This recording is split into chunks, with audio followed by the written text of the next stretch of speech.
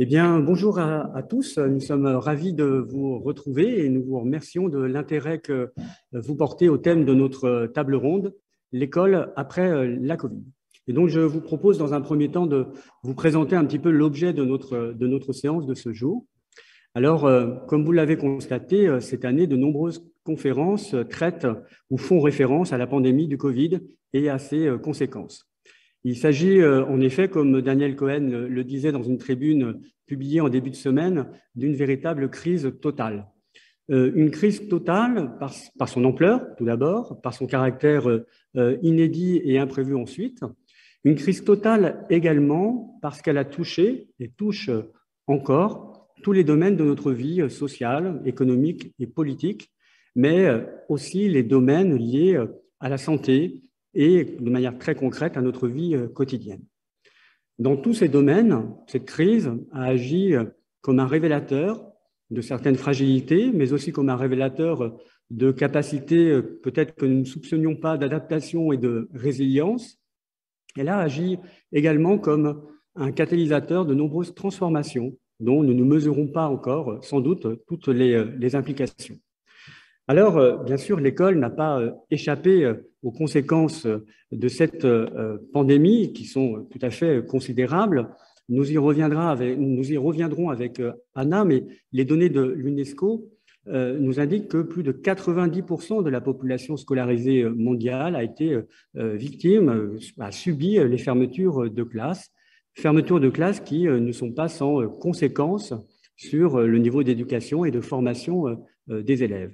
Mais ces fermetures de classe nous ont aussi montré à quel point la place de l'école dans notre société était tout à fait essentielle dans notre vie quotidienne, mais aussi plus largement dans l'organisation même de toute notre société. Et donc, nous vous proposons, à partir de différents travaux et enquêtes, de chercher à voir comment cette crise a impacté l'école, quelle gestion y a-t-il eu de la fermeture des classes et pour quels effets sur les niveaux de formation et d'éducation des élèves, mais aussi comment ça a pu impacter quelque chose qui est un élément essentiel en France et peut-être un peu difficile, des relations entre famille et école. Et enfin, dans une démarche un petit peu plus prospective, nous prendrons appui sur des travaux récents en économie pour envisager différents axes de progrès, d'amélioration de l'école de demain. Et donc, voilà, j'ai le plaisir maintenant de vous présenter nos intervenants que je remercie pour leur disponibilité. Donc, par ordre alphabétique, voilà, donc je vous présente Simon Briol, qui est économiste et chercheur à l'école d'économie de Paris. Ensuite, Anna Cristina Dadio, qui est économiste à l'UNESCO et qui participe notamment au rapport mondial de suivi sur l'éducation. Romain Deleuze, qui est sociologue et qui est maître de conférence à l'Université de Bordeaux. Et enfin, Fabienne Rosenwald, qui est directrice de la direction de l'évaluation, de la prospective et de la performance du ministère de l'Éducation. Vous avez la possibilité de poser des questions et je me ferai un plaisir de les relayer auprès des intervenants. Et donc, je vous propose de commencer dès maintenant et en donnant la parole à Anna Cristina par une vue globale des effets de cette crise sur l'école, une vue globale donc avec les données de l'UNESCO. Cristina, je vous donne la parole. Merci beaucoup. Merci beaucoup à tous. Je suis ravie d'être ici avec vous aujourd'hui. J'espère que vous pouvez voir mon écran. Et donc, comme Marc vient de le dire, je vais présenter quelques points et quelques données sur l'effet de la COVID-19 sur l'éducation et surtout comment la COVID-19, en fait, peut être vue comme un phénomène qui accentue les inégalités, mais pas seulement, disons. Donc,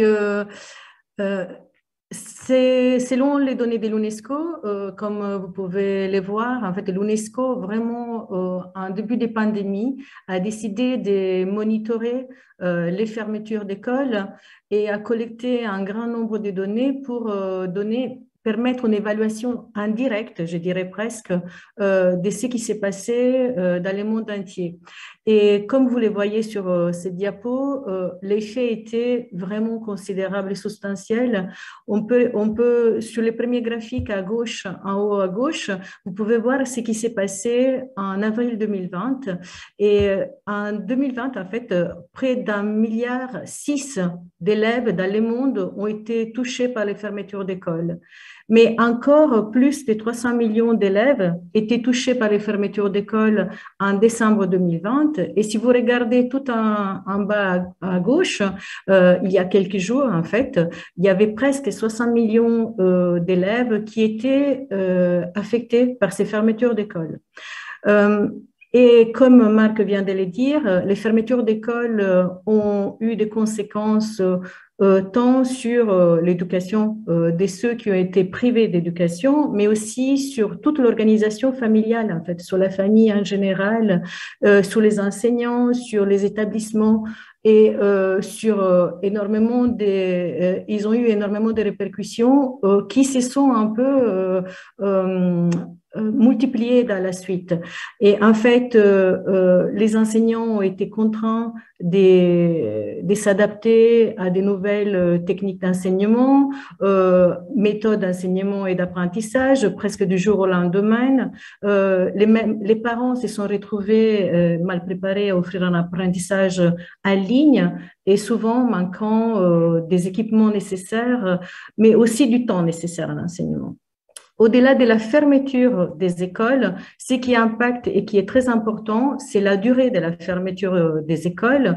Vous voyez ici la situation différente à travers les différents pays du monde, mais ce qu'on peut dire en général, que les premiers points saillants est la perturbation de l'éducation causée par la COVID-19 et était que la durée en moyenne, la durée de fermeture en moyenne était de 4 mois et demi. Et lorsque les fermetures partielles sont prises en compte, cela affecte environ les 2/3 d'une année scolaire. Ce que vous pouvez imaginer, c'est très important et substantiel.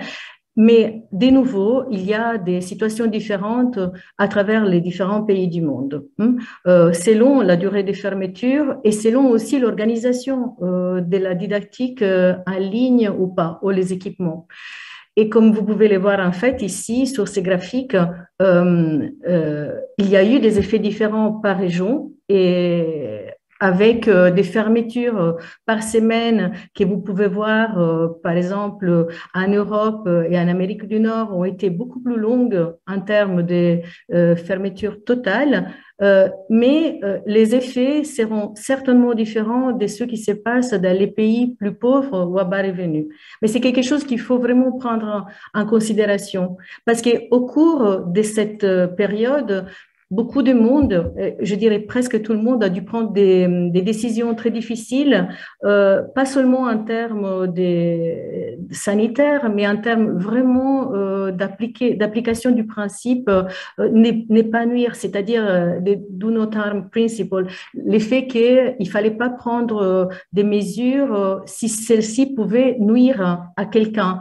Alors, ce qui s'est passé, c'est que, en fait, les décideurs politiques ont adopté des politiques qui sont variées à travers les pays du monde. Mais en pratique, ce qu'on a vu, c'est que, en ce qui concerne l'éducation, il y a eu une priorité qui a été donnée à l'apprentissage en ligne. Et comme on l'a déjà vu, cet apprentissage en ligne a été mise en place du jour au lendemain et pratiquement avec, dans beaucoup de pays, une situation dans laquelle les enseignants n'étaient pas préparés, les parents n'étaient pas préparés, les étudiants n'avaient pas à disposition les équipements nécessaires et ces changements ont été vraiment trop brusques pour de nombreux enseignants et parents. Mais comme je voudrais le souligner déjà, comme Marc l'a déjà dit en début de cette séance, ces changements ont donné aussi la possibilité de mettre en place, dans l'urgence, je dirais, des politiques qui pourrait se révéler important aussi dans le futur de l'éducation. Ce qui est important, c'est que la technologie ne résout pas. Il faut le dire, la technologie est seulement un substitut imparfait de ce qu'on peut faire en présence dans les écoles. Et, mais dans la plupart des pays, en fait, il y a eu ces changements, que ce soit en Europe, que ce soit dans les pays d'Afrique, que ce soit en Asie. On a essayé vraiment de combler le manque d'enseignement en présentiel avec une prise en compte de l'enseignement en ligne, avec beaucoup de pays qui se sont équipés des plateformes ou en étendant les plateformes qui étaient déjà disponibles. Je pense notamment au cas de la France avec ma classe à la maison qui était mise disponible, élargie, la possibilité d'écoute et de connexion est élargie du jour au lendemain à plusieurs millions d'étudiants. Donc, tous les pays ont fait des efforts en ce sens. Ce qui est très important, toutefois, c'est de dire que les inégalités, nous savons qu'ils se sont aggravées. On ne sait pas encore de combien et comment, parce que les effets sont très complexes. Et c'est surtout que les systèmes de collecte des données ont été vraiment remis en question pendant cette pandémie. Premièrement, parce qu'en fait, il y aura des retards dans la collecte des données à cause des fermetures et des confinements, mais aussi parce que très souvent, ce qu'on a vu, c'est qu'il y a différentes sources, mais qui permettent de mettre en lumière seulement des aspects de la crise. Alors, il y a des évaluations indirectes qui permettent d'examiner la situation actuelle à l'aide des données qui étaient précédemment collectées, mais il y a aussi des évaluations directes de la situation actuelle, par exemple, à travers des données administratives provenant des systèmes en ligne comme ceux qui ont été collectés par l'UNESCO notamment, mais d'autres pays ont fait, il y a eu des initiatives nationales ou des enquêtes d'opinion et des sondages téléphoniques. Notamment, en ce qui concerne les évaluations indirectes, on a sur les étudiants, en ce qui concerne les effets, en fait, on a vu qu'il y a des énormes disparités dans l'accès à Internet, en gardant tant les coûts et la rapidité. C'est vrai que beaucoup de pays ont permis, surtout dans les pays à bas revenus, ont permis un accès subsidié à ces moyens de communication, mais c'est pas seulement une question relative au coût, c'est aussi une question relative à la vitesse des connexions, parce que nous savons très bien, nous sommes en Zoom aujourd'hui, mais que pour pouvoir se connecter et bénéficier de certains enseignements à distance, il faut disposer d'une bande passante suffisante. Et ce n'était pas le cas partout, en fait. Même si on regarde en Italie, dans les sud de l'Italie, il y a beaucoup de zones, plus généralement dans les parties rurales au remote, en fait, il est très difficile d'avoir des connexions avec une bande passante suffisante.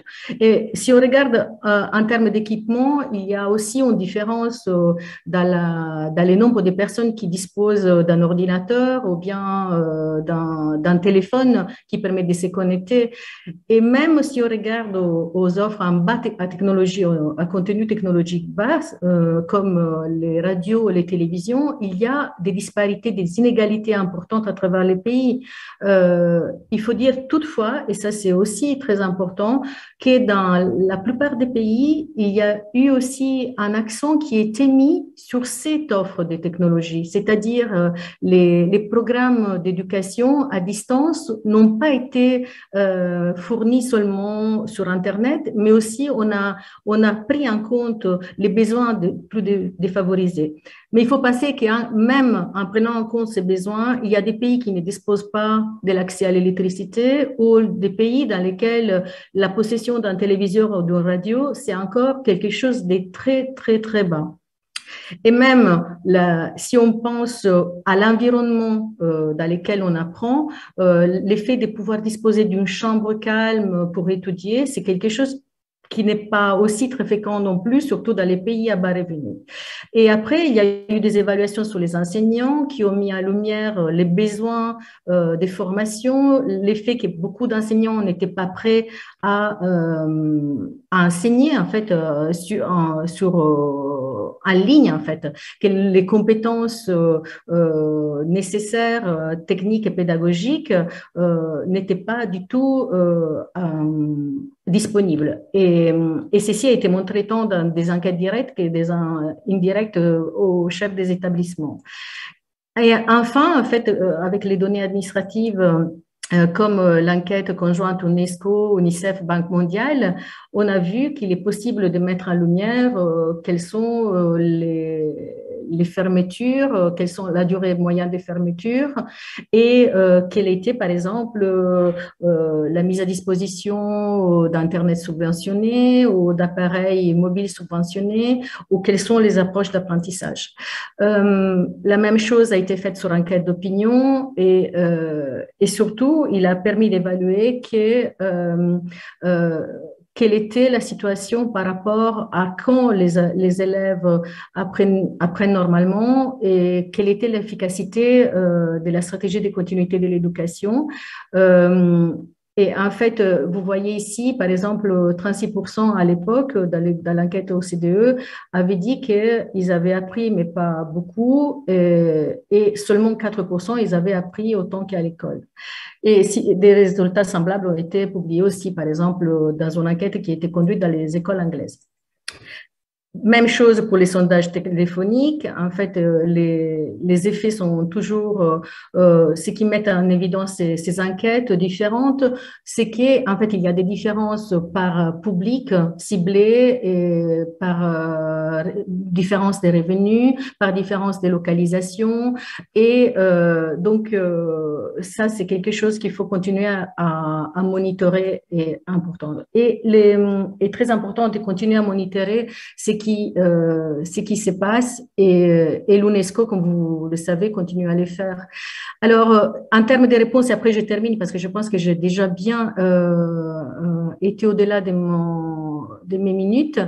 Les réponses ont été vraiment différentes selon les pays. Il y a eu des réponses pour les enseignants en termes de mise en place des programmes de formation et aussi pour les étudiants en termes de mise en place des cours de rattrapage ou bien l'augmentation du temps passé en classe et en présentiel.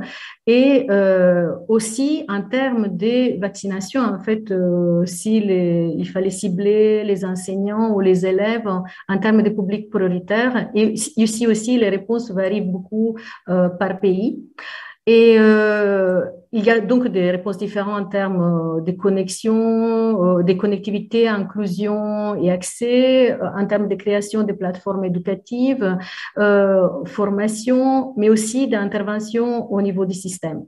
Et ce qui est important aussi, qui est vraiment, ce n'est pas parce que je les présente à la fin que c'est moins important, je pense que c'est la chose fondamentalement la plus importante pour l'éducation, c'est que malheureusement, l'éducation n'est pas encore une partie importante dans les plans de relance, mais il est vraiment essentiel d'investir dans l'éducation pour une reprise inclusive et pour renforcer la résilience. Voilà, dans l'enquête, dans les rapports qui ont été faits par les G20, on a vu que la moyenne des dépenses s'élevait à $285 par habitant, avec des variations spectaculaires des pays aux autres. Voilà, et je termine ici et je vous remercie. Merci, merci beaucoup, Anna. Peut-être quelques éléments d'échange. Vous avez indiqué effectivement qu'en moyenne, c'est 2/3 d'année scolaire qui a été perdue par les élèves. En France, on s'est inquiété, et peut-être que Fabienne pourra nous dire si elle a des données sur ces aspects-là, des risques de démission scolaire qu'il pouvait y avoir, notamment pour les publics les plus fragiles.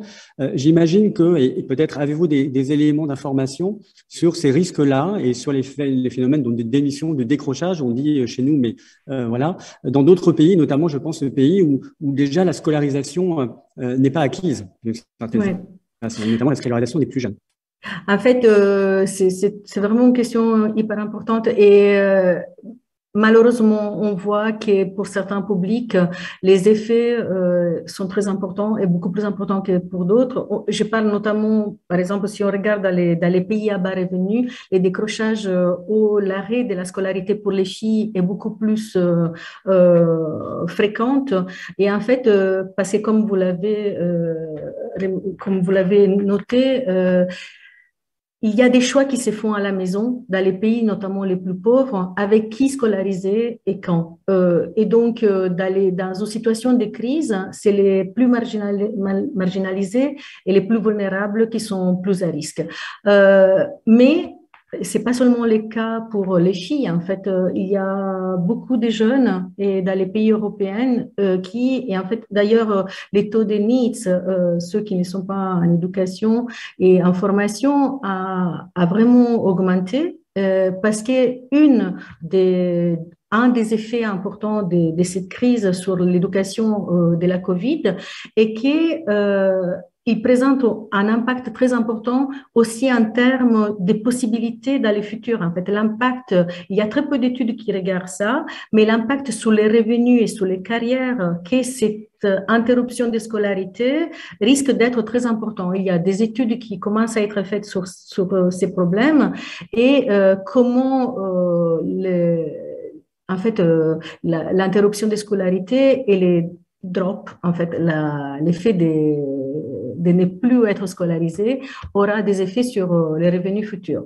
Donc, je dirais de nouveau, comme je l'ai dit pendant ma présentation, il faut regarder et continuer à monitorer pas seulement l'effet global, mais aussi l'effet sur les groupes qui sont plus à risque des marginalisations. On parle des filles, mais on parle aussi des porteurs d'invalidité, par exemple. Les enfants qui ont d'invalidité, ce qu'on appelle people with disabilities, ou les minorités ethniques. Je parle d'un panorama large.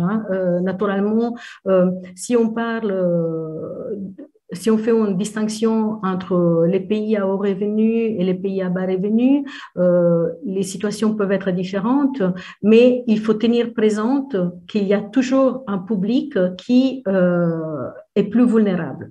Alors, en France, comme en Italie, comme dans les pays européens, il peut y avoir, par exemple, les publics qui habitent dans les campagnes, dans les zones rurales où il n'y a pas d'accès à Internet.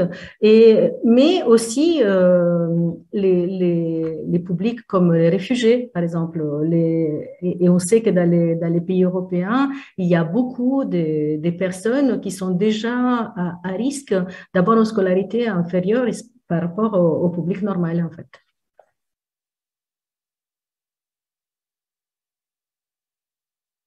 Micro, voilà, pardon. Avant de passer la parole à Fabienne, une question qui est posée sur le chat qui nous interroge finalement. Vous signalez, Anna, que les femmes sont plus souvent en télétravail que les hommes dans l'échantillon. Voilà. Et la question est, sait-on pourquoi?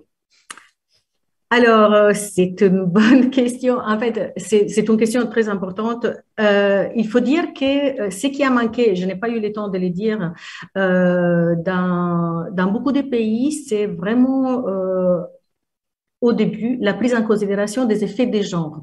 Donc maintenant, ça commence à l'être. Et en fait, vous voyez dans ces diapos que vous avez devant vous, il y a un rapport qui a été lancé par l'UNESCO il y a quelques semaines sur les effets des genres causés par la COVID. Pourquoi les femmes sont plus souvent en télétravail? Parce que les femmes, déjà au départ, ils ont cette double responsabilité plus souvent que les travails et la charge des enfants à la maison.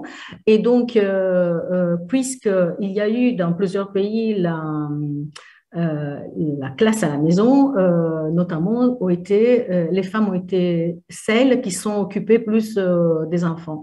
Et dans certains pays, notamment, il y a eu vraiment des groupes de travail qui se sont formés pour examiner quels sont les effets. Et donc, en Europe notamment, il y a beaucoup de pays qui ont mis en place des mesures pour soutenir les child care, donc la petite enfance, pendant la COVID, parce qu'on s'est rendu compte que le télétravail a des conséquences aussi en termes socio-émotionnels, des effets psychologiques très importants. Il y a eu des pays dans lesquels les poids du télétravail et de la charge des enfants a augmenté pour les femmes, mais il y a eu des pays, par exemple, comme l'Espagne ou le Royaume-Uni, où les papas ont été beaucoup plus impliqués qu'avant dans le travail des enfants. Et pourquoi? Parce qu'en fait, il y a eu une division différente du travail à la maison et surtout parce qu'il y a eu des politiques qui ont été mises en place je dirais, un début de pandémie. Juste pour clôturer cette discussion aussi, je pense qu'il est très important quand on parle de la COVID-19 et des effets sur l'éducation, tenir en compte vraiment cet aspect des genres et les effets cumulés que ça peut avoir sur le travail en famille, sur le travail et la famille, pardon, pas le travail en famille, et l'effet que vraiment il y a des personnes derrière cette situation, que ce soit des parents qui ont souvent aussi un travail à l'extérieur. Les femmes sont souvent impliquées dans des travaux de services. Ça, c'est aussi le cas. Dans les services essentiels, le pourcentage des femmes qui sont employées comme infirmières, comme enseignantes ou qui travaillent dans les services notamment est beaucoup plus élevé. Et donc, il y a eu aussi un effet très important en ces termes. Et très peu ont été les pays qui ont pris en considération ces doubles effets ou ces augmentations des risques pour les femmes à la maison. Et qu'est-ce que ça signifie en termes de travail, des charges domestiques et des charges professionnelles?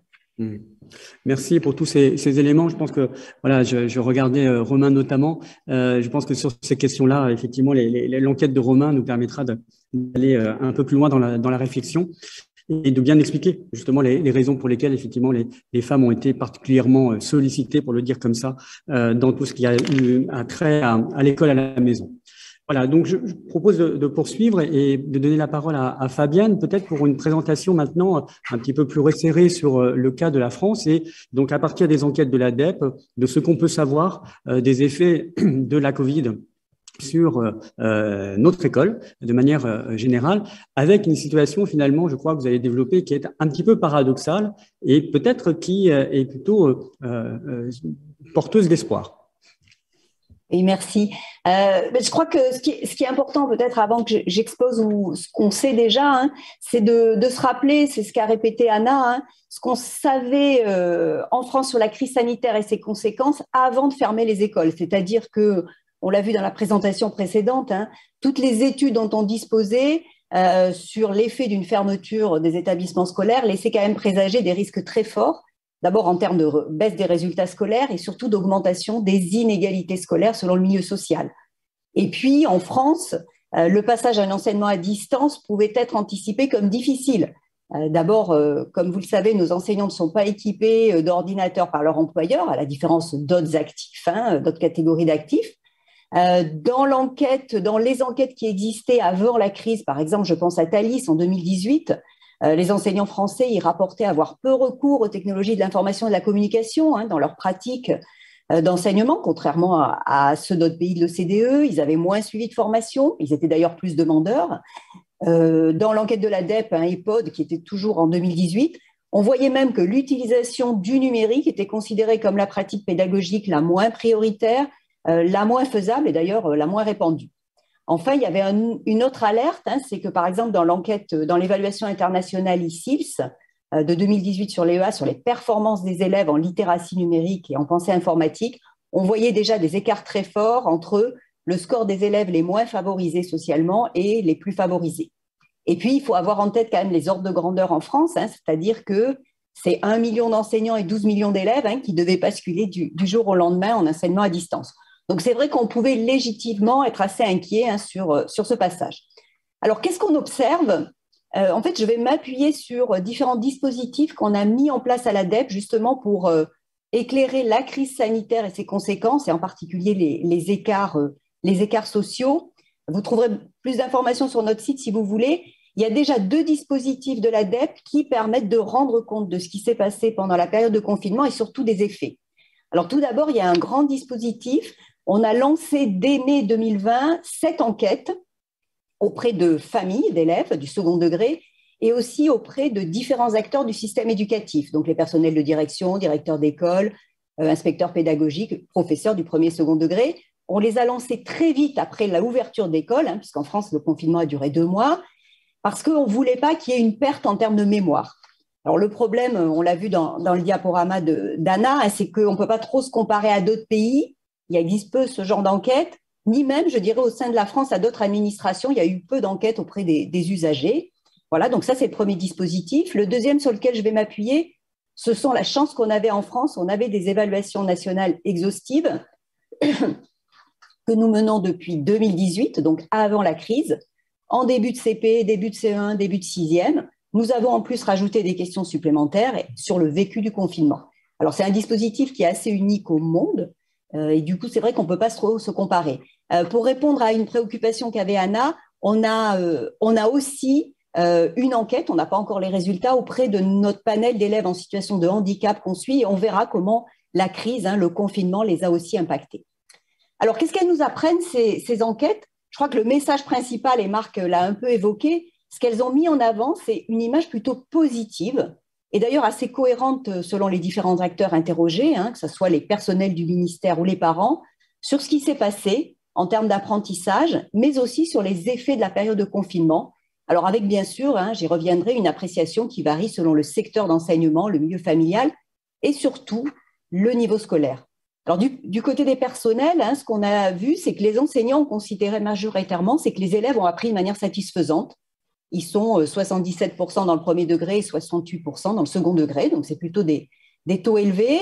On retrouve aussi ces pourcentages quand on interroge les inspecteurs ou les directeurs d'école, ou bien dans le second degré. Dans le second degré, on voit des différences très fortes. L'appréciation est bien meilleure en collège et en lycée général et technologique qu'en lycée professionnel.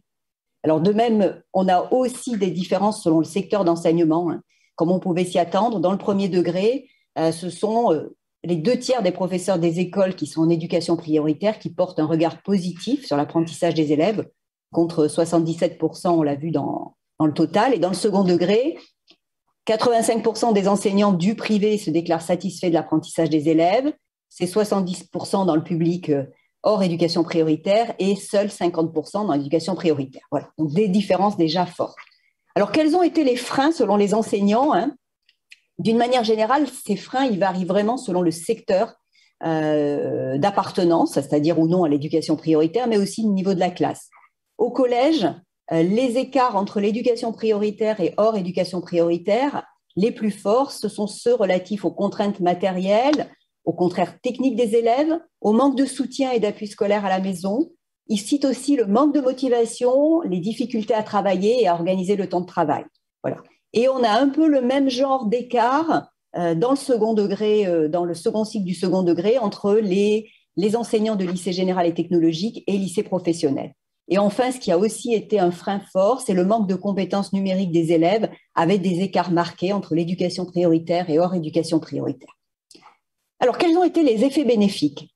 Eh bien, en fait, 8 enseignants sur 10 disent que la période aura eu des effets bénéfiques sur les compétences numériques des élèves et sur leur autonomie. Donc ça, c'est très important pour y revenir. Plus d'un enseignant sur 2 identifie aussi un effet bénéfique sur la quantité de travail. Alors, si on regarde du côté des enseignants, puisqu'il y avait quand même des inquiétudes sur leur équipement et leur entrée dans le travail à distance. Donc là, ils ont tous utilisé leur ordinateur, ils avaient un accès à Internet, mais en fait, 2 sur 5 nous ont dit que la qualité insuffisante de leur équipement a constitué un frein. Et puis, la qualité de la connexion Internet à domicile a également posé des difficultés. Voilà. Ensuite, ils ont beaucoup bénéficié de l'aide de leurs collègues, de l'équipe de direction de leur établissement, surtout dans les premiers jours pour se lancer. Alors, une grande majorité, comme on le savait, n'avait suivi aucune activité de formation continue sur le numérique au cours des dernières années. Et on voit bien que ceux qui en avaient suivi, la moitié d'entre eux nous ont dit que ça les avait vraiment aidés. Et bien sûr, pendant la période de confinement, 2 sur 5 se sont vus proposer des formations. Alors, les effets qu'ils ont vus, les enseignants, sur cette période, elle est aussi importante en termes de conséquences. C'est un effet positif sur la mutualisation de ressources pédagogiques avec leurs collègues et sur le travail de concertation. Alors, que nous disent les parents? Les parents ont le même retour positif, hein, et ça, c'était un message quand même très, très important. 8 parents sur 10, de collégiens et de lycéens, nous ont dit que ce qui avait été proposé à leur enfant était profitable, et le chiffre est le même, quel que soit le milieu social. Alors, les parents nous disent que ça a plus profité aux élèves qui étaient déjà de bons élèves et aux filles. Alors, bien sûr, comme les élèves de milieux favorisés sont plus souvent de bons ou d'excellents élèves, ce qu'on voit quand même, c'est qu'à niveau scolaire équivalent, les parents de milieux défavorisés déclarent plus souvent que ceux de milieux très favorisés que le travail scolaire a été utile. Ils sont beaucoup plus contents de ce qui s'est passé. Les parents ont aussi confirmé le gain en autonomie qui avait été mis en avant par les enseignants. Ils considèrent aux 2 tiers que leur enfant a maintenu son niveau d'apprentissage et 4 sur 10 qu'il a progressé. Ensuite, 6 sur 10 nous disent qu'il a découvert des nouvelles méthodes d'apprentissage et qu'il est devenu beaucoup plus autonome. Voilà. La plus grande difficulté qu'ont déclaré les parents dans l'enquête, c'est le fait que le confinement était psychologiquement difficile à vivre. Et ça, c'est l'effet le plus fort en termes de difficultés. Par contre, sur les difficultés liées à la réalisation du travail scolaire, on a des pourcentages qui sont beaucoup plus faibles. 25% ont dit qu'ils ont eu des difficultés pour motiver leur enfant, 19% disent qu'ils ont manqué de temps pour l'aider, 1 sur 10 nous dit qu'il a eu des difficultés pour l'aider et 1 sur 10 dit qu'il y a eu des difficultés liées à un manque de soutien des professeurs. Donc, on a des pourcentages beaucoup plus faibles. Alors, par contre, comme on pouvait s'y attendre, les élèves de familles nombreuses ou monoparentales ou de milieux défavorisés ont rencontré des difficultés plus prononcées, hein, en particulier pour s'organiser, pour comprendre les cours. Par contre, et ça c'est très intéressant, les élèves de milieux défavorisés ont moins souvent que les autres rencontré des difficultés pour s'organiser ou travailler en autonomie. Alors ça s'explique peut-être par le fait qu'ils ont une plus grande habitude de se débrouiller seuls pour leurs études, hein, tandis qu'on le sait par d'autres études, les élèves les plus favorisés sont souvent plus aidés par leur famille, mais ont aussi plus recours à des cours de soutien payants. Comme on pouvait s'attendre, les difficultés des parents pour aider à comprendre le cours ont été plus fréquentes chez les enfants de milieux défavorisés, mais par contre, le manque de temps pour le faire a été à l'inverse plus fréquent pour les enfants de milieux très favorisés, en liaison sûrement avec le type d'emploi des parents. Alors, pour revenir à ce que disait aussi Anna, hein, au total, les parents nous ont déclaré pour 2 tiers avoir passé plus de temps pendant le confinement plus de 2 tiers avec plus de temps pendant le confinement en activité scolaire à leurs enfants, avec une très grande différence, 62% des mères contre 1 tiers des pères. Donc, c'est vrai que ça, c'est assez important à mettre en avant et ça rebondit sur ce qu'on a vu tout à l'heure. Ensuite, selon les parents, seuls 2 élèves sur 10 ont rencontré des difficultés de connexion, d'organisation ou de travail, hein, et seuls 11% nous ont dit qu'il a manqué de matériel. C'est vrai que les élèves sont plutôt, en fait, contrairement à ce qu'on pouvait penser, pas mal équipés, que ce soit ordinateur ou d'ailleurs le téléphone, parce que les enseignants ont joué sur différents matériels. Et surtout, les collectivités en France avaient aussi pas mal équipé. Alors, bien sûr, il existe des disparités hein, selon le milieu social. Par exemple, les élèves issus de défavorisés, 14% d'entre eux ont manqué de matériel et 5% de places au domicile contre 5% et 2% pour les élèves de milieux très favorisés. Voilà. Donc, voilà. Alors, le résultat principal, hein, et il est important, c'est que dans toutes les dimensions où il y a eu des difficultés, le premier facteur qui les explique, c'est le niveau scolaire de l'élève, c'est-à-dire s'il était déjà un bon élève ou s'il avait des difficultés scolaires. Alors, si on regarde du côté des élèves pour conclure, hein, sur ces enquêtes, les élèves, eux, ils disent très majoritairement ne pas avoir rencontré de difficultés matérielles ou d'organisation. Par contre, 2 sur 5 disent qu'ils ont manqué de motivation pour travailler et on voit le rôle de l'école en physique hein, sur ce côté-là. Voilà. Donc, c'est vrai qu'en conclusion, ces enquêtes montrent que, bien sûr, les conditions sont différenciées selon les caractéristiques scolaires et sociales, mais que les conditions ont été nettement plus défavorables, d'abord pour les élèves qui avaient des difficultés scolaires. Voilà. L'origine sociale, elle a pesé, mais moins fortement quand on fait des modèles, hein, toutes choses égales par ailleurs. Bien sûr, hein, à caractéristiques scolaires comparables, hein, les conditions matérielles ont été plus défavorables et celles à la réalisation du travail plus défavorables dans les favorisés. Et ce qui est important, je l'ai déjà dit, mais je pense que c'est un signal fort, les opinions des parents sur la capacité de leur enfant à s'adapter, leur ressenti en termes d'utilité d'apprentissage ont été beaucoup plus positifs chez les parents d'élèves issus de milieux défavorisés que favorisés. Voilà, donc voilà ce que dit cette enquête, hein, on pourra y revenir. Donc ça, c'était le premier dispositif. Alors le deuxième, c'est nos évaluations nationales exhaustives de début d'année, puisqu'elles existaient avant le Covid, avant le confinement, on peut voir quels effets le confinement a eu sur les compétences des élèves. Alors dans cette enquête, on en a profité pour poser des questions aux directeurs et directrices d'école. Et alors, les directeurs et directrices d'école, à la rentrée 2020, nous ont dit que leur priorité était bien sûr d'identifier et de remédier aux difficultés des élèves, mais aussi, et c'est très important, dans les écoles en éducation prioritaire, de rassurer les élèves sur la situation sanitaire. C'est un facteur qui a été énormément cité. Les élèves sont revenus à l'école, pour les plus petits, hein, surtout, très, très angoissés. Ensuite, les directeurs et directrices d'école nous ont souligné les incidences positives dans les relations entre les enseignants et les familles, surtout en éducation prioritaire. Et ça, c'est je pense, une thématique qu'il faudra suivre, hein, parce que c'est vrai que, voilà, pour voir si ça a vraiment changé des choses. Et enfin, ils identifient également des incidences en termes d'autonomie dans le domaine du numérique, mais par contre, pas sur la motivation. On a vu qu'en effet, c'était plus difficile de motiver à distance. Alors, les élèves, qu'est-ce qu'ils nous disent, eux ? Ce qui ressort le plus fortement, avant tous les facteurs, c'est qu'ils ont été touchés par la peur du coronavirus, surtout les plus jeunes, et les élèves scolarisés en éducation prioritaire et les filles. Ils ont tous trouvé que le confinement a été long, ennuyeux, a généré de la frustration par manque de relations sociales. Et le résultat très fort, Anna l'a aussi évoqué tout à l'heure, c'est que les filles ont beaucoup moins bien vécu le confinement que les garçons dans toutes les dimensions. Ensuite, les difficultés à travailler à domicile ont été plus ressenties par les élèves du réseau d'éducation prioritaire. Et si on regarde, donc je conclurai là-dessus, les élèves de REP+, sont 2 fois moins nombreux que ceux qui étaient dans des collèges publics hors éducation prioritaire à avoir été aidés par leurs parents. Mais par contre, ils ont été beaucoup plus aidés par leurs professeurs ou par d'autres personnes, des frères, des sœurs, de la famille. Voilà.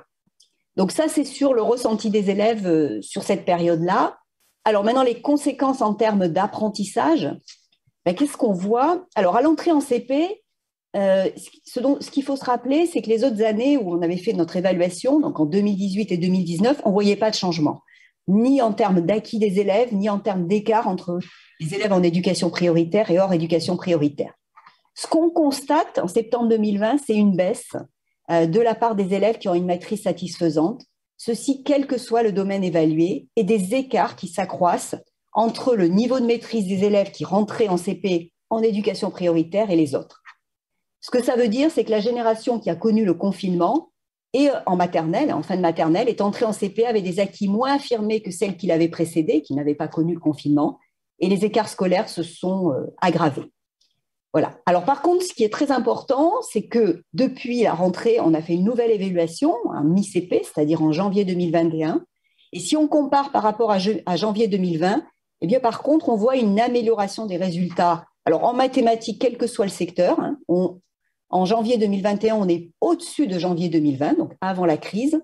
Et en français, on est au-dessus, quel que soit le secteur, sauf en REP+, où on aura revenu au niveau d'avant la crise. Donc, c'est plutôt un résultat très positif. Et les écarts diminuent entre le début de CP et la mi-CP.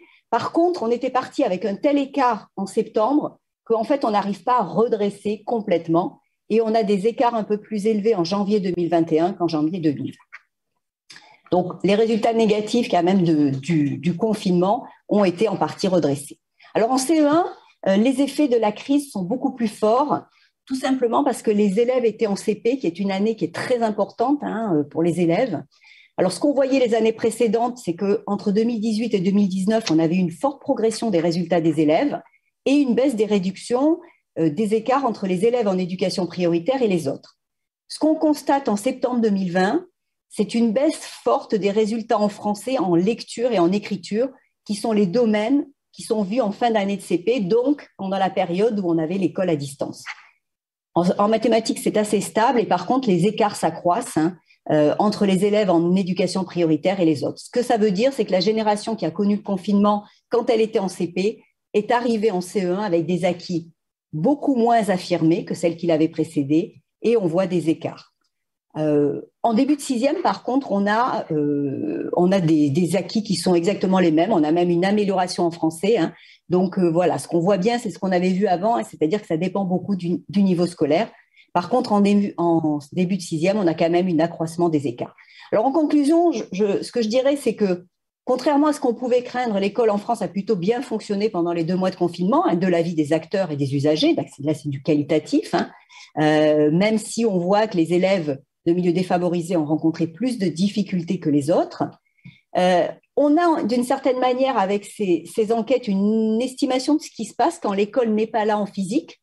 Et ça, c'est vrai que c'est un événement assez extraordinaire. On voit une augmentation des inégalités scolaires et sociales, surtout pour les plus jeunes et les plus faibles scolairement. Enfin, apparaît le rôle, et Anna l'a évoqué, le rôle économique et social de l'école pour les parents, spécifiquement pour les femmes, hein, en conciliation entre vie professionnelle et vie privée.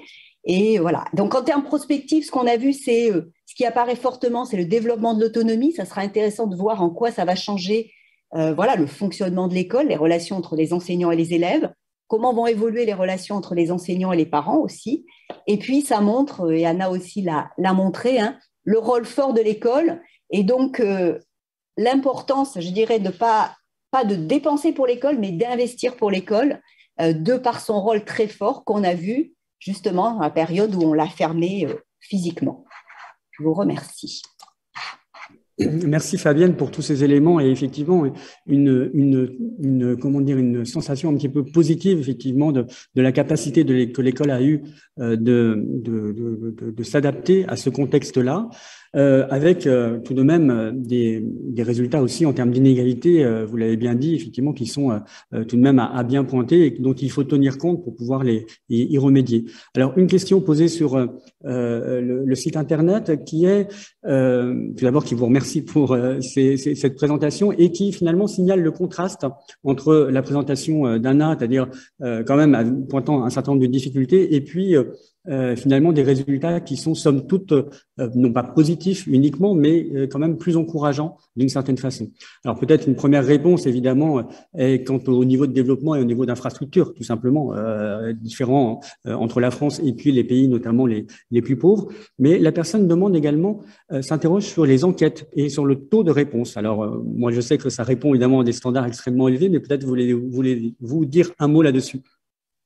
Oui, non, il y a eu un très bon taux de réponse. En fait, vraiment, les acteurs ont joué le jeu. Et je dirais mes équipes aussi, parce qu'elles étaient confinées quand elles ont commencé ces enquêtes. Hein. Non, on a un très bon taux de réponse. Alors après, ce qu'il faut voir, hein, mais il faut se rappeler, parce que là, on est en train de jouer sur l'effet mémoire. À la période où il y avait ça, il y avait beaucoup d'exemples d'enseignants qui se sont mobilisés de façon assez incroyable. On parlait des fois de difficultés de connexion dans le rural. Les enseignants se sont rendus dans les domiciles des parents. Ils ont aussi beaucoup joué sur le téléphone. Quand les plus petits n'avaient pas d'ordinateur, etc. Il y a eu beaucoup de choses qui se sont faites par téléphone parce que voilà, beaucoup d'enfants aussi ont le téléphone portable. Ils ont inventé d'autres manières de communiquer avec les élèves. Hein. Donc voilà, ça, vous pouvez le retrouver sur le site. Alors, ce qu'il faut aussi voir, c'est que notre confinement, il a duré que 2 mois. Et on est quand même un pays par rapport aux autres. Voilà. Donc, c'est vrai que ça a duré finalement très peu. Donc voilà. Alors après, l'enquête là, c'était du qualitatif. Hein. C'est-à-dire que, voilà. Mais ce qu'on a bien vu dans les évaluations des élèves, c'est, voilà, on a eu des baisses très fortes d'inégalité, ça on pouvait s'en douter. Ce qui est un peu, je dirais, frustrant, c'est qu'on n'a pas des comparaisons dans d'autres pays, c'est-à-dire, est-ce que d'autres pays où le confinement a été équivalent ou plus long ont vu des baisses plus dramatiques, plus fortes des niveaux? Bon, voilà. Et ça va être très difficile parce qu'une fois que c'est terminé, on ne le verra jamais. Je pense même aux évaluations internationales qui vont avoir lieu, Pearls, PISA, Teams. En fait, comme ça se passe plusieurs années après, il y aura tellement de phénomènes qu'on ne pourra pas savoir qui vient d'où. Non, mais je pense que voilà, il y a eu, si vous lisez tous les documents qu'on a mis en ligne, il y a eu une créativité des enseignants, surtout, je dirais, vers les élèves les plus défavorisés, pour trouver voilà, des méthodes pour continuer pour avoir cette continuité pédagogique, qui est assez importante. Et c'est vrai que, voilà, on s'en souvient tous quand on a sorti l'étude, c'était assez impressionnant de ce côté-là. Et donc, je précise effectivement que toutes ces notes d'information sont directement accessibles et toutes les données, évidemment, sont totalement ouvertes. Et sur le site du ministère, vous avez tout cela très facilement accessible. Une question que me souffle Simon et que je relais pour gagner un petit peu de temps rapidement. Est-ce que le critère rural-urbain est aussi un élément d'inégalité? Alors, je crois qu'on l'a abordé, mais en fait, dans le rural, c'est ce que je disais tout à l'heure, je parlais des déplacements des enseignants. On a vu, on a vu ce genre de choses, c'est-à-dire certains enseignants, voilà, qui faisaient un déplacement physique et qui ont joué sur bien de choses. On sait bien sûr. Alors, le rural, nos écoles rurales, enfin, nos établissements ruraux, parce que là, c'est du côté des parents, c'était le second degré, ils sont à la limite plus équipés qu'ailleurs. Par contre, le souci, c'est ce que disait Anna, c'est les liaisons Internet. Voilà. Donc voilà, il y a eu en effet des plus grandes difficultés Internet, mais ils ont réussi à jouer sur, voilà, d'une façon ou d'une autre. Et après, je dirais que 2 mois, voilà, c'est que 2 mois. Peut-être que sur le long terme, et ça on le sait, hein, dans le rural, on a quand même beaucoup plus de difficultés en termes de flux Internet qu'ailleurs, et donc c'est des choses qui n'auraient pas été tenables peut-être sur plus longue période, mais qui correspondent aussi à des investissements qui sont faits ou qui vont être faits actuellement justement pour pallier. Hein. C'est ce que tu disais, Marc, c'est-à-dire que ces enquêtes, elles nous alertent sur les endroits où il faut progresser. Hein. Je pense que les réponses des enseignants sur leur équipement, par exemple, sont quand même assez intéressantes de ce côté-là. Voilà.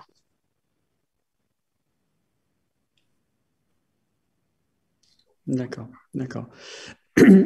Alors, évidemment, sur les résultats des élèves, tu as beaucoup parlé des résultats du premier degré à partir évidemment des outils dont on est disposé avec les évaluations exhaustives. Est-ce qu'on pourra avoir, et est-ce qu'on a des outils pour pouvoir le faire, des données à peu près comparables pour le second degré? Est-ce qu'il y a des enquêtes là-dessus en cours ou pas? Alors j'ai parlé de sixième, hein, où on ne voyait rien en fait. On avait même une petite progression en français, on est sur du long terme. Les explications en sixième, c'est d'une part d'abord que les compétences testées, c'était des compétences quand même de base en français, en mathématiques. Donc l'élève qui rentre en sixième, il les a depuis un moment. En fait, c'est des compétences très ancrées. Il y avait eu aussi un gros travail de vacances apprenantes, hein, en particulier en éducation prioritaire. Hein, et ça a peut-être aidé parce que voilà, ça c'est important. Alors, on va continuer dans les dispositifs. Là, j'ai parlé que de ceux qui nous permettent d'avoir des résultats. On a eu, entre guillemets, une chance extraordinaire, c'est que on suit les panels d'élèves. Les panels d'élèves qu'on suivait, ils étaient en troisième, donc c'est au moment où il y a les choix d'orientation.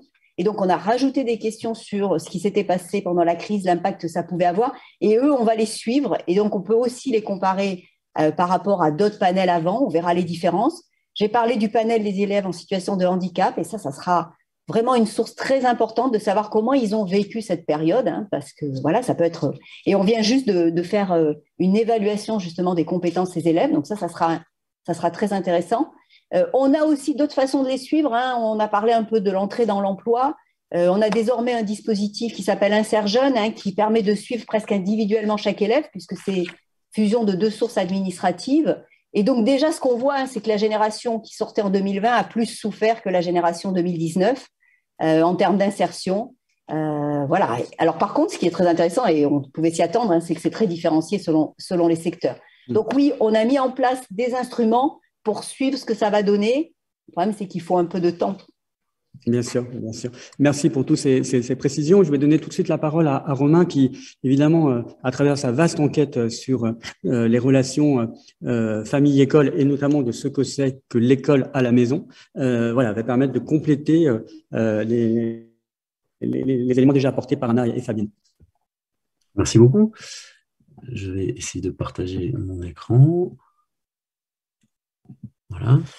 Alors, très bien, effectivement, je vais essayer de vous présenter rapidement, très très rapidement, hein, quelques résultats issus de cette enquête qu'on a menée avec mon collègue Philippe Opiron. C'est une enquête qu'on a réalisée auprès des parents d'élèves du système éducatif, donc premier, second degré. Et on a obtenu à peu près 30 000 réponses et là, je vais vous présenter des résultats qui sont basés sur 19 000 réponses, c'est-à-dire les 19 000 parents d'élèves qui sont entre le CP et la 5e, parce qu'on a repéré, je vous passe les détails, qu'il y avait une expérience à peu près homogène en fait, hein, du suivi du travail scolaire sur ces niveaux-là, hein, du CP à la 5e. Alors voilà ce que ça va poser comme question. D'abord, c'est évidemment le fait que le moment du confinement, hein, et l'école à la maison va mettre en évidence, révéler un certain nombre d'inégalités scolaires que on pouvait soupçonner ou qu'on avait d'ailleurs très très bien documenté par ailleurs et depuis longtemps. Alors il faut voir que cette expérience de l'école à la maison est très particulière pour deux raisons. On pourrait le résumer comme ça. D'abord, l'école à la maison, elle est obligatoire, premièrement, et ça c'est assez particulier et ça prend une acuité assez particulière en France parce que on sait qu'en France on a maintenu un principe d'obligation scolaire, hein, une continuité pédagogique qui était plus forte qu'ailleurs. Hein. On a quelques données là-dessus. Ma collègue italienne de Milan, Marta Cordini, dans un article qui va paraître là sous peu dans la revue Éducation comparée, a montré qu'elle a comparé, hein, les différents discours de politique éducative sur la période de confinement dans plusieurs pays européens, et elle montre que c'est en France, hein, qu'on valorise le plus, hein, la continuité scolaire, l'obligation scolaire. Donc la pression scolaire, d'une certaine façon, a été probablement plus forte en France qu'ailleurs. Donc l'école à la maison, c'est obligatoire, mais paradoxalement, c'est aussi très très libre, hein, puisque d'une certaine manière, à l'intérieur de cette école à la maison, par définition, hein, c'était un moment assez peu codifié en termes d'attente scolaire. Hein, donc, voilà, hein, on ne savait pas exactement comment faire. Donc, chacun a fait comme il pouvait. Chacun a fait dans son coin, chez soi, l'école à la maison. On a eu de plus une vraie explosion des contenus d'enseignement. Hein. Donc, il y a évidemment les contenus d'enseignement qui étaient transmis par les enseignantes et les enseignants, mais parallèlement, on a eu des contenus d'enseignement disponibles sur Internet, disponibles dans des programmes télévisuels, etc. Donc, on a eu vraiment beaucoup de façons de faire l'école à la maison, d'une certaine façon, une grande diversité de possibilités et par conséquent, des arbitrages qui sont un peu différents selon les milieux sociaux. Donc, tout en étant obligatoire, elle était très libre, et cette liberté, d'une certaine façon, était aussi, pour certains milieux sociaux, un piège.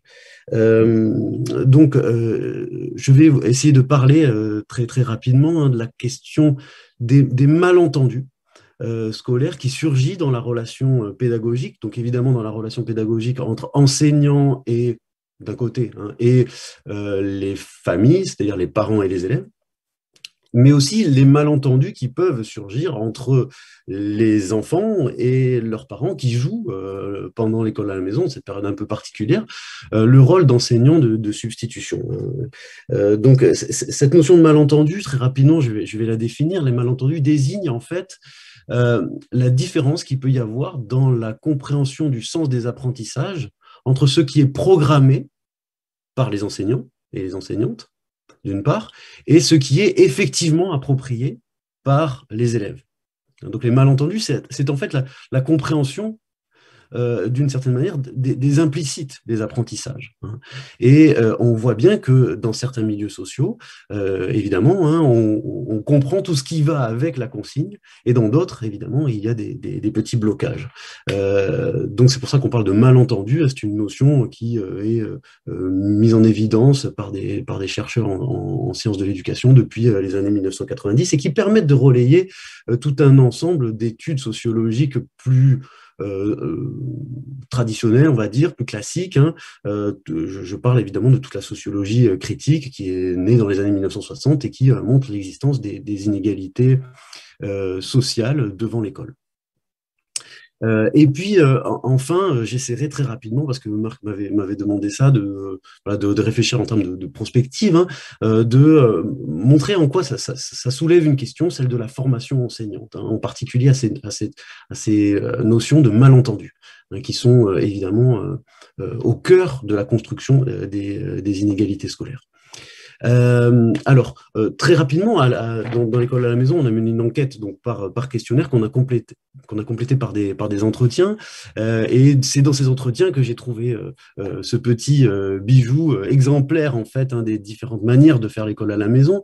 Donc, on a observé d'abord de très grosses différences entre milieux sociaux en termes d'organisation matérielle du travail scolaire pendant le confinement, c'est-à-dire en termes de d'organisation spatio-temporelle. Hein. Comment on crée un espace particulier dans l'école à la maison, une école dans l'école à la maison, et comment on crée un temps scolaire particulier coupé des autres moments de la journée.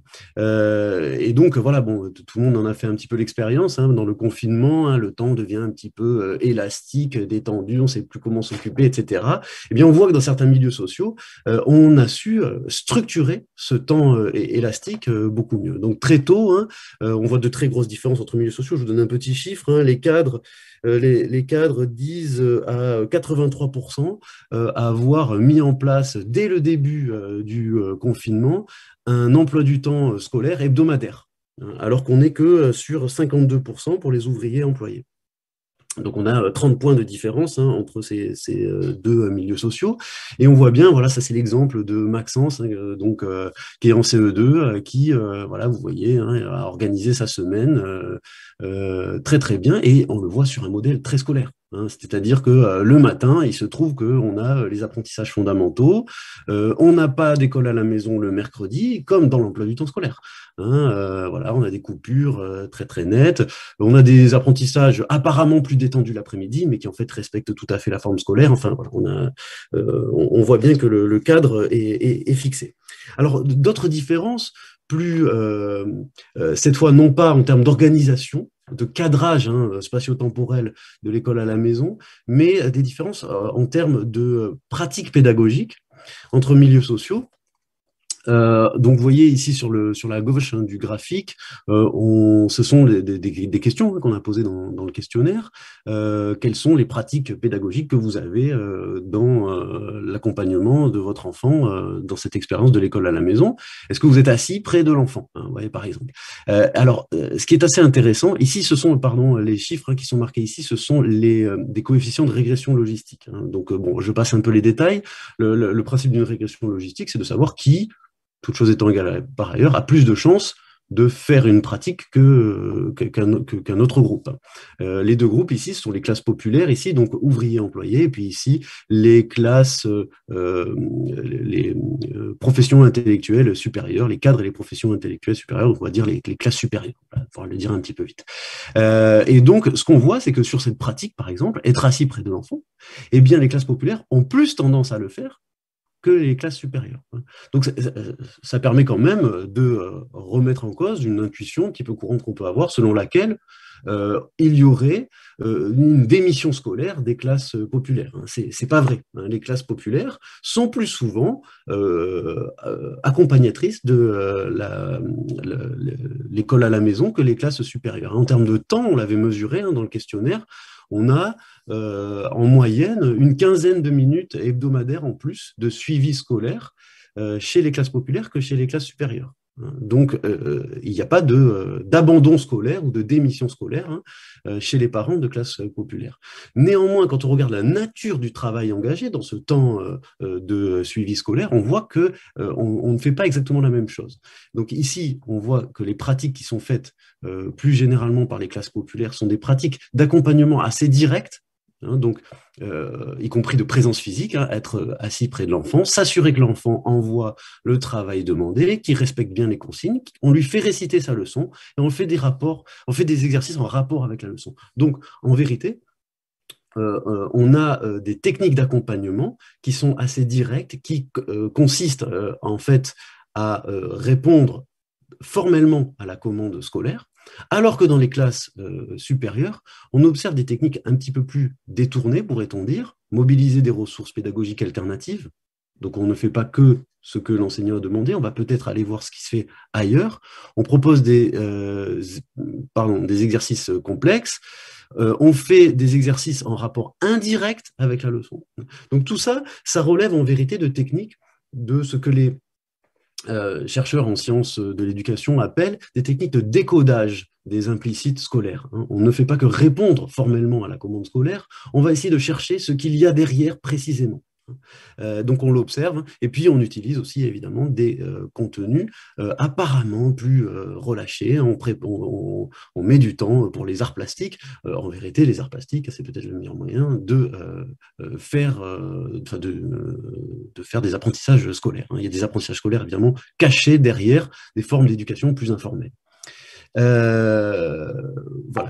Alors, très rapidement, je voulais aussi vous montrer que dans l'école à la maison, puisque c'est un exemple issu de l'école à la maison, c'est la mobilisation d'une plateforme pédagogique bien connue pour un apprentissage en 6e en français. C'est une séquence d'enseignement sur le monstre en 6e.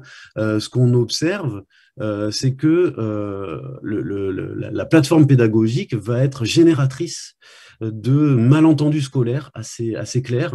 Donc, je vais passer un peu vite dessus, mais j'ai décrypté un petit peu cette plateforme. Là, je vous en montre simplement ce qu'on observe. On peut être déjà assez surpris par le caractère un peu mosaïque de la plateforme. Il faut voir que on a beaucoup de couleurs, même formellement, en fait, ça pique les yeux, beaucoup de couleurs. Et puis, on a une hétérogénéité également des codes sémiotiques, parce qu'on voit ici qu'on a du texte, ici on a un scan d'un manuel, ici on a un podcast apparemment, ici une espèce de carte mentale, une image. Il faut voir que les systèmes d'énonciation ne sont pas les mêmes selon ces différents contenus, et que d'une certaine manière, jeter ça à des élèves suppose qu'ils sont capables de décoder en vérité les apprentissages qui sont cachés derrière ces contenus. Donc, en fait, d'une certaine manière, implicitement, l'enseignant fait le pari que l'élève est capable de comprendre ce qu'il y a de caché derrière cette présentation-là. Et je crois que ça suggère beaucoup plus de malentendus scolaires que en classe en présentiel, évidemment, où l'enseignant est là pour expliciter ce qu'il y a à comprendre.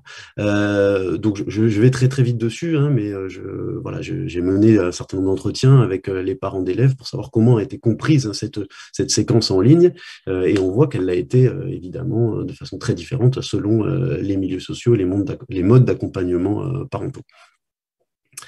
Voilà, alors très rapidement, qu'est-ce que ça veut dire tout ça? À quoi ça peut nous mener? Il est peut-être intéressant de se poser la question des contenus de formation, dans la formation enseignante.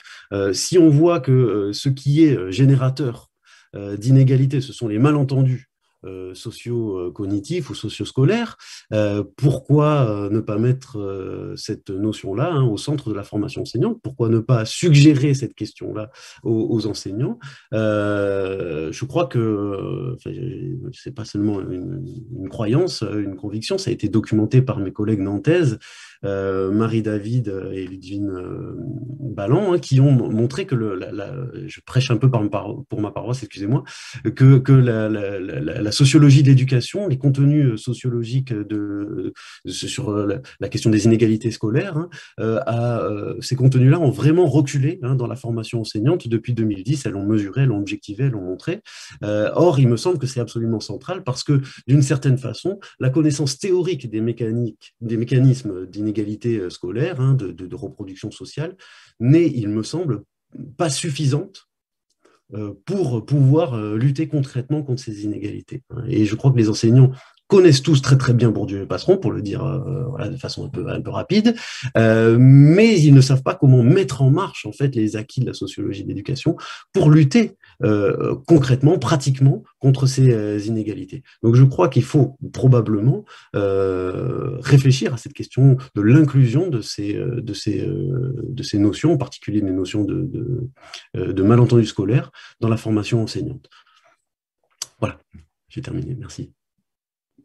Merci Romain pour ces éléments vraiment très intéressants et donc qui permettent finalement, même si tu l'as dit, ce sont des thématiques qui sont bien observées, documentées depuis de nombreuses années, mais enfin quand même ton enquête permet de montrer in vivo d'une certaine façon la façon dont les inégalités à l'école se construisent et permettent aussi quand même de tordre le cou, peut-être une bonne fois pour toutes, à ce mythe de la démission scolaire des parents des catégories les plus défavorisés, en mettant en évidence à quel point finalement c'est plutôt le caractère démuni dans lequel ils sont et puis la difficulté qu'ils ont véritablement à rendre explicites les dispositions scolaires qui sont demandées en réalité.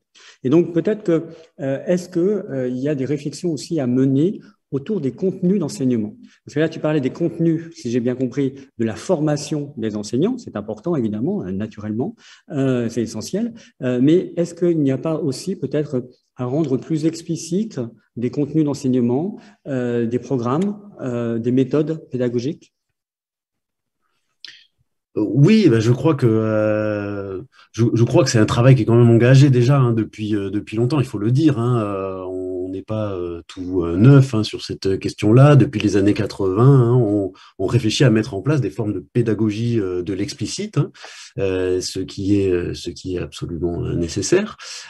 Mais il me semble que cet objectif-là a été progressivement perdu de vue quand on regarde l'évolution de la formation enseignante, précisément parce que on met en place des routines pédagogiques qui empêchent les enseignants de réfléchir à ces questions-là. Je pense qu'il faut qu'ils se l'approprient véritablement, d'une certaine façon. Quand on dit que les élèves n'acquièrent pas exactement le curriculum que l'on souhaite leur transmettre, il faut se demander si c'est pas exactement ce qui se passe quand on forme nos enseignants. Donc, il faut que nos enseignants s'approprient aussi des outils de lutte contre les inégalités scolaires. Et c'est comme ça qu'ils arriveront à transmettre les contenus d'enseignement le mieux possible.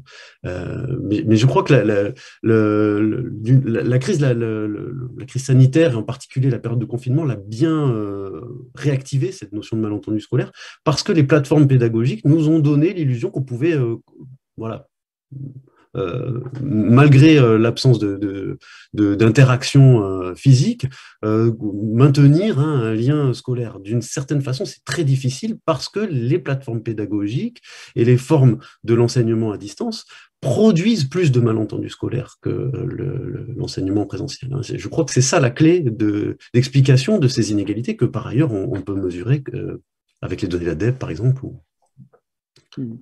Très bien, merci Romain. Je vais passer la parole maintenant et pour poursuivre cette réflexion un peu prospective à Simon sur quelques travaux récents en économie de l'éducation et qui permettent de donner des pistes là aussi, que ce soit en termes d'accompagnement des enseignants, là on parlait beaucoup de la formation des enseignants notamment, mais aussi de ce qu'on enseigne à l'école, notamment autour des compétences qu'on appelle parfois transversales ou des compétences socio-comportementales. Simon ? Oui, merci Marc pour cette transition. Je voudrais d'abord, avant de poursuivre, souligner le grand intérêt des discussions qui ont été menées jusque-là, avec notamment comme fil conducteur les inégalités sociales qui nous ont été rappelées avec force par la crise de Covid-19. Et puis effectivement, j'aimerais adopter une démarche peut-être un petit peu plus prospective pour essayer de réfléchir, de partager un petit peu avec vous des travaux, notamment en économie de l'éducation, des travaux récents qui me paraisseraient très intéressants pour reconstruire l'école, le modèle scolaire après la Covid-19. Dans ce cadre, je vais d'abord aborder un sujet qui me paraît primordial, qui a déjà été abordé dans les 3 interventions précédentes, qui est celui de l'accompagnement pédagogique des enseignants. Donc, effectivement, un autre aspect qui a assez largement été abordé, qui est parmi les conséquences de la crise sanitaire, et celui c'est que ça nous a révélé, ou peut-être ça nous a rappelé, qu'on avait un certain retard dans l'intégration des technologies digitales à l'école. Alors, Madame Rosenwald l'a monté tout à l'heure, c'est peut-être un petit peu plus vrai en France qu'ailleurs, Mais globalement, c'est quand même assez vrai un petit peu partout. Il y a un certain décalage entre la disponibilité de ces technologies et leur utilisation, leur intégration pédagogique. Et puis, un autre élément important qui nous a été rappelé avec force par la crise, avec cette interruption brutale de l'école avec son fonctionnement normal en physique, c'est la nécessité d'un accompagnement pédagogique des enseignants. On ne change pas un modèle pédagogique comme ça en claquant des doigts. Il y a une nécessité d'accompagner ce changement. Et puis, c'est vrai aussi pour un changement dans un contexte plus normal en présence.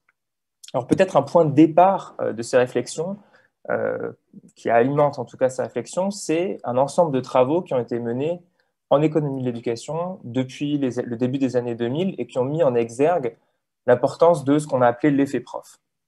Alors l'effet prof, c'est un petit peu une sorte de capacité individuelle qu'on attribuerait à un enseignant ou une enseignante à faire progresser ses élèves. Pour calculer ce qu'on a appelé donc l'effet prof, on observe le niveau des élèves en début et en fin d'année, et puis donc on observe leur progression, et puis on observe des enseignants dans différents contextes, à différents niveaux, dans différentes classes, souvent sur plusieurs années, et on arrive à isoler donc un effet fixe qui est propre à un enseignant ou une enseignante. Et puis là, je vous ai mis la référence à un travail de Anoushek et Rifkin qui était publié en 2010 dans l'American Economic Review, et qui montre, qui généralise un résultat qui est donc acquis au cours de ces années 2000, qui est que finalement on observe une très grande variabilité dans cette capacité individuelle telle que détectée par ces modèles de valeur ajoutée. Donc on observe une grande variabilité dans la capacité individuelle des enseignants à faire progresser leurs élèves. Et c'est vrai dans une grande variété de contextes. Et donc, ces travaux ont naturellement amené à la communauté scientifique et scolaire à s'interroger sur les déterminants de ce fameux effet prof. Et il y a une première génération de travaux, de recherches qui ont amené à la conclusion suivante. On observe des effets d'expérience, c'est relativement intuitif. Les enseignants progressent au cours de leur carrière, acquièrent une certaine expérience et augmentent au fil des années leur capacité à faire progresser leurs élèves. Et puis, il y a une autre génération de papiers qui est un petit peu plus récente, qui s'est intéressée un petit peu plus à ce qui se passait dans la classe et à l'approche pédagogique, aux pratiques pédagogiques des enseignants. Et il y a un résultat qui commence à ressortir de manière relativement cohérente, récurrente entre les travaux, c'est que les enseignants qui mettent en œuvre, qui mettent l'accent sur des pratiques pédagogiques plus interactives, qui requièrent une participation plus active de la part des élèves, sont aussi les enseignants qu'on détecte comme étant les plus capables de faire progresser leurs élèves. Et donc tout ceci nous amène donc à la question suivante: comment accompagner les enseignants pour améliorer la qualité de leur enseignement? Je vais évoquer 3 grands types de politiques qui ont été étudiées, notamment la première qui est encadrer et évaluer les pratiques des enseignants, celle sur laquelle j'ai travaillé à titre personnel, mais je vais aussi évoquer des politiques intéressantes de mentorat entre enseignants, on va dire, plus expérimentés et plus jeunes, ou identifiés comme très performants et moins performants. Et puis c'est un concept qui fait aussi référence plus généralement à la collaboration entre les enseignants. Et puis évidemment, je dirais quand même un petit mot sur la formation qui est peut-être l'élément auquel on penserait le plus spontanément.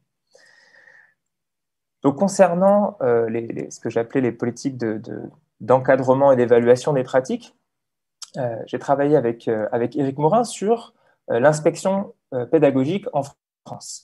Et notamment, nous sommes interrogés sur la présence ou non d'effets de ces inspections sur la qualité des enseignements et sur les performances, les progressions des élèves.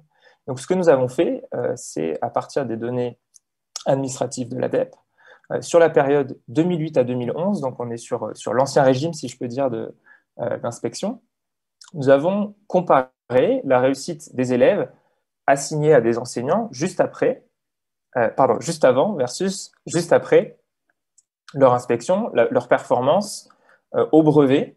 Et puis, à plus long terme, on a aussi suivi ces élèves qui étaient assignés à des enseignants de 3e, donc, on a aussi suivi ces élèves pour voir si cela changeait leur taux d'obtention du bac général et notamment du bac S. Et ce qu'on a observé, c'est que suite à une inspection, d'une part, on n'observait pas de manière systématique un changement dans la composition sociale, dans la proportion de filles, dans l'âge, dans la proportion de redoublants qui étaient assignés à des enseignants qui venaient d'être inspectés. Donc, ce qui nous rassurait sur le fait qu'on n'allait pas assigner de meilleures classes, entre guillemets, à ces enseignants-là. En revanche, ce qu'on observe, par contraste, c'est que les performances au brevet de ces élèves, qui étaient donc assignés à des enseignants juste après leur inspection, s'amélioraient de manière significative et durable. C'est-à-dire qu'elles s'amélioraient non seulement pour les élèves qui étaient assignés à un enseignant inspecté l'année de son inspection, mais aussi les années suivantes, les nouvelles cohortes de troisième, si on veut. Et puis un autre résultat intéressant qu'on a observé, c'est que cet effet était également durable du point de vue des élèves, puisque quand ils progressaient par la suite au lycée, le fait d'avoir eu un enseignant, et notamment un enseignant de mathématiques, récemment inspecté, améliore aussi, 3 années plus tard, leur taux d'obtention du bac scientifique. Et puis, un autre constat que l'on a fait qui me paraît intéressant de partager, c'est que ces effets sont observés tout au long de la carrière. On pourrait avoir l'intuition que c'est plutôt quelque chose qui est intéressant en début de carrière, et d'ailleurs, si on regarde à l'échelle internationale, la plupart des systèmes d'évaluation des enseignants se focalisent plutôt sur le début de carrière des enseignants, avec cette idée que, une fois qu'un enseignant est en place et qu'il a acquis une certaine expérience, peut-être que c'est plus nécessaire de venir observer ce qu'il fait, d'essayer d'évaluer un petit peu ses pratiques. Eh bien, en fait, contrairement à cette intuition, nous observons des effets tout au long de la carrière, et notamment pour des enseignants qui ont plus de 10 ans d'expérience d'enseignement. Et puis l'autre élément très intéressant, et notamment au regard du fil conducteur des inégalités qui a été le fil de discussion jusqu'à présent, c'est que les effets sont plus importants, les bénéfices sont plus importants pour les enseignants de l'éducation prioritaire. Et donc pour les élèves de l'éducation prioritaire, peut-être parce qu'il s'agit des contextes d'enseignement les plus difficiles sur lesquels le fait d'avoir un regard externe, un effet peut-être feedback, peut-être un effet aussi motivation, va jouer le plus fortement.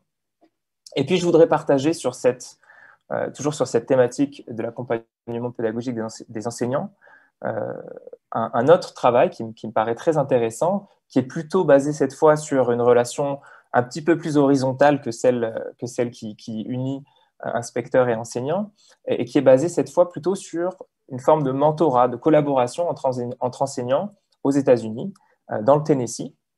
Donc, il s'agit d'une expérience au cours de laquelle des pairs d'enseignants ont été formés à partir, à chaque fois, d'un ou d'une enseignante identifiée comme très performant, encore une fois au regard des modèles de valeur ajoutée, et d'un ou d'une autre enseignante identifiée comme moins performant.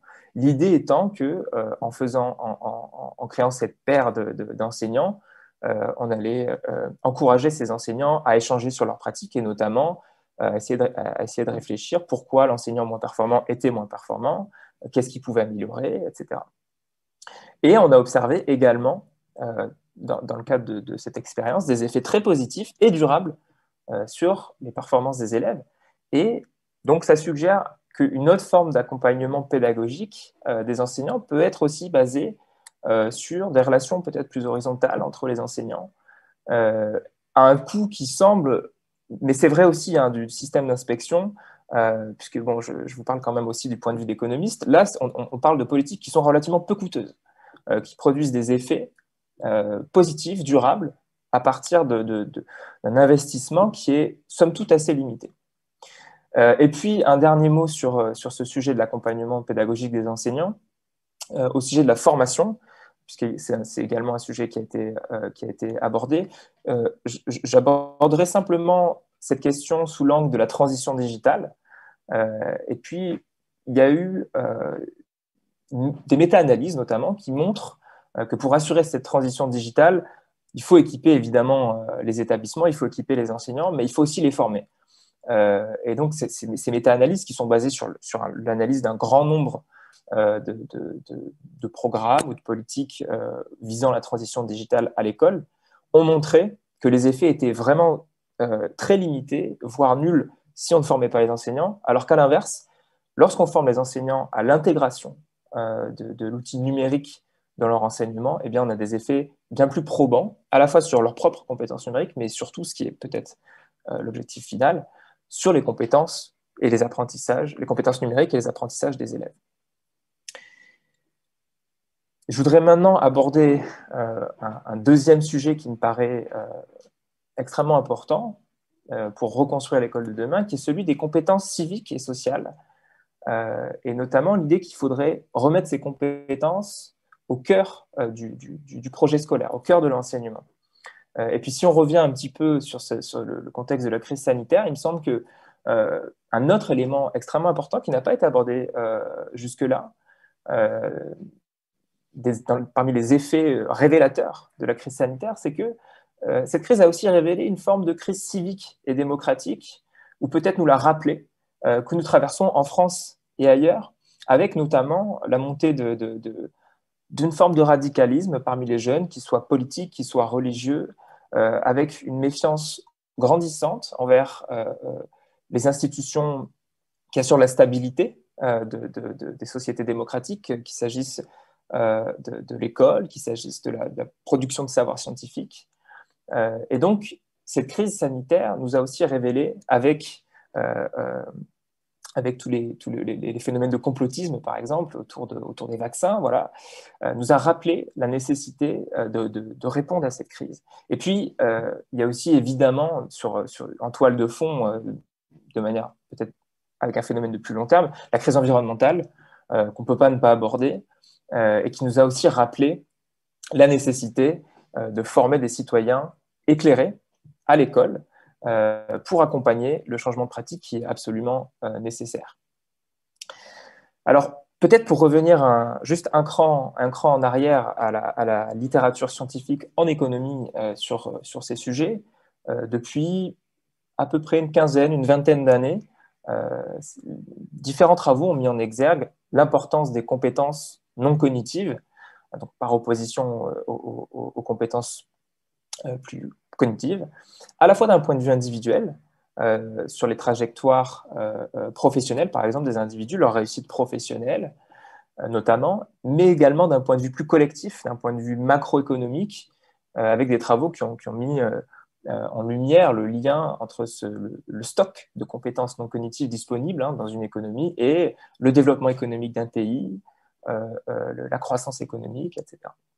Donc, je cite ici très brièvement les travaux notamment de l'économiste américain Ekman et de ses co-auteurs qui ont mis cela en lumière au cours de la fin des années 2000 notamment. Et puis plus récemment, la littérature s'est intéressée à ce qu'on peut appeler les compétences civiques et sociales. Donc, on va dire à la capacité des individus à coopérer, au souci du bien public, au souci des autres. Et cette littérature a notamment, dans cette littérature, a notamment été développé le concept de capital civique. Donc ça fonctionne vraiment, c'est l'idée que ça peut fonctionner vraiment comme un capital qui peut s'accumuler au cours du temps, peut-être au gré des investissements des familles, mais aussi des pouvoirs publics, de l'école. Et donc ça peut s'accumuler, ça peut aussi se déprécier au cours du temps. Donc c'est vraiment l'idée qu'on peut investir pour construire ce capital civique à l'école potentiellement. Et donc justement, c'est une des questions importantes que l'on se pose dans cette littérature. Comment se forme le capital civique? Et en particulier, est-ce que l'école a un rôle à jouer? Ou est-ce que finalement, il s'agirait plutôt d'un trait culturel un peu immuable, transmis de génération en génération, notamment dans le cadre de la famille? Donc ça, c'est une des premières questions qui jalonnent cet ensemble de travaux. Et puis, un paradoxe, si l'on veut, qui a été soulevé également dans cette littérature. Comment est-ce qu'on peut expliquer cette crise du civisme dans une société où le niveau d'éducation n'a jamais été aussi élevé historiquement? Donc on est censé former des citoyens éclairés et finalement on se rend compte qu'il y a un petit peu des phénomènes paradoxaux avec la montée, par exemple, du complotisme, d'un scepticisme à l'égard du savoir scientifique. Et donc, une question subsidiaire, comment réformer l'enseignement de la citoyenneté? Comment faire en sorte que l'école, si elle a un rôle positif à jouer, joue pleinement son rôle de la manière la plus efficace possible. Et donc, je voudrais partager avec vous, pour discuter un petit peu de ces questions-là, les leçons d'une expérimentation européenne que j'ai menée avec des collègues de l'École d'économie de Paris, mais également l'Université de Madrid et de la London School of Economics, sur un programme qui s'appelle Active Citizenship, qui est un programme européen qui a été expérimenté dans 3 pays, en France, en Espagne et en Grèce, et qui a concerné 270 collèges et près de 400 enseignants volontaires, et également environ 8000 élèves répartis dans ces 3 pays. L'idée de ce programme, ça a été de tester un modèle basé sur un modèle learning by doing, un modèle sur une pédagogie de projet, au cours desquels les élèves vont élaborer des projets citoyens, c'est-à-dire qu'ils vont se répartir en petits groupes dans la classe, ils vont proposer, chaque petit groupe va proposer un projet citoyen, puis la classe va voter et ensuite va mettre en œuvre collectivement le programme qui aura été choisi démocratiquement. Donc l'idée, c'est vraiment que il faut que les élèves expérimentent la démocratie à leur niveau, qu'ils expérimentent une citoyenneté active si on veut leur transmettre la volonté d'être demain des citoyens actifs en tant qu'adultes. Et ce qu'on a observé, c'est qu'en moyenne, ce programme avait des effets qui étaient positifs et significatifs, et notamment qu'il améliorait les comportements civiques et prosociaux à l'école. Il a amélioré notamment l'altruisme, mais il a aussi réduit les absences, les sanctions disciplinaires qu'on a pu notamment mesurer en France. Et puis, il y a aussi cette notion d'empowerment des élèves, puisque l'idée, c'est vraiment de faire prendre conscience aux élèves qu'ils ont la capacité d'agir sur la société. Et donc, le programme a aussi augmenté la confiance en soi sur les sujets socio-politiques. Donc finalement, là, on a un ensemble de bonnes nouvelles qui est que l'école influence bel et bien la formation du capital civique, et puis qu'on peut améliorer l'enseignement de la citoyenneté à travers une innovation pédagogique relativement simple, on va dire, en tout cas relativement peu coûteuse à nouveau.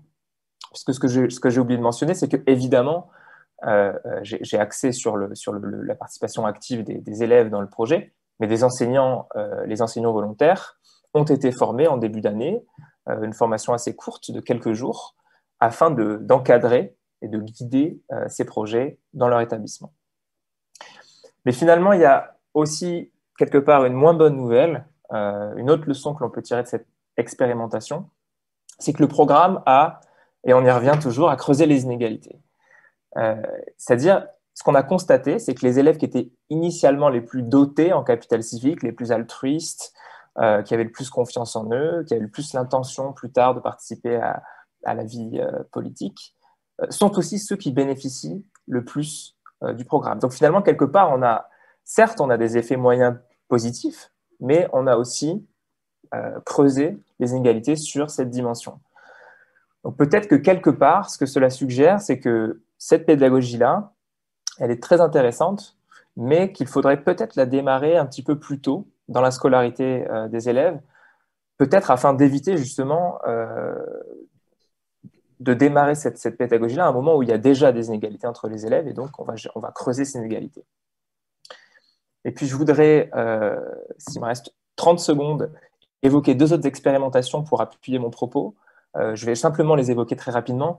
Une expérimentation qui a été menée en Turquie, ces 2 expérimentations qui ont été menées en école primaire, donc l'une en Turquie et l'autre en Allemagne. La première met l'accent sur l'empathie, et ce qu'on appelle le perspective taking, donc le fait d'envisager le point de vue de l'autre. Et la deuxième concerne plutôt un programme de mentorat, de rôle modèle, avec des étudiants à l'université qui sont allés dans des écoles primaires défavorisées et qui ont cherché à jouer un rôle modèle pour les élèves en étant bienveillants, les accompagnant dans différentes activités.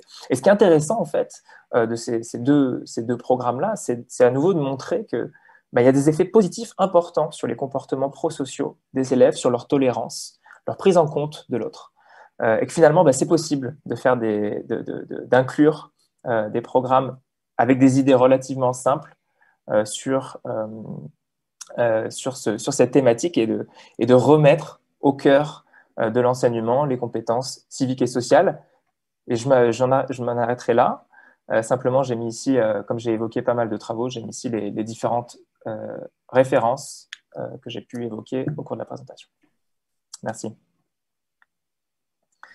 Merci Simon, c'était extrêmement intéressant. Alors voilà, le temps qui nous est imparti est déjà écoulé. Il y aurait évidemment énormément de choses à compléter et de points à échanger, mais peut-être qu'on pourrait prendre date pour un autre temps pour poursuivre ces échanges-là, notamment sur ce que vous indiquiez sur le mentorat. Et moi, ça me faisait penser aussi peut-être qu'il y a à creuser aussi l'articulation entre effet professeur et effet établissement, c'est-à-dire que le mentorat, c'est aussi la façon dont l'établissement est organisé et fonctionne en coopération entre les différents professeurs notamment, mais pas seulement. Et puis évidemment, tout ce que vous avez indiqué sur le double dividende finalement des compétences civiques, c'est-à-dire à la fois ça permet de mieux, comment dire, réussir à l'école, mais c'est aussi des éléments tout à fait essentiels pour l'insertion professionnelle notamment, et donc il y a beaucoup de travaux autour de cela, tout comme il y a beaucoup de travaux autour de l'idée de confiance comme élément tout à fait clé finalement pour surmonter les crises. Et je pense notamment à l'une des dernières notes du Conseil d'analyse économique et sociale sur la France en temps de Covid. Voilà, nous allons devoir malheureusement conclure. Je vous remercie à la fois de votre écoute, et je remercie tous les intervenants de leur disponibilité et de leurs propos, en espérant que cette session vous a permis d'avoir quelques éclairages sur à la fois de la façon dont l'école a pu surmonter cette crise qui n'est peut-être pas encore totalement derrière nous, mais espérons-le tout de même, et puis sur à la fois les éléments tout à fait porteurs d'espoir pour l'école de demain. Voilà, je vous remercie, merci à tous, et puis à bientôt. Merci. Au revoir. Au revoir. Merci, au revoir.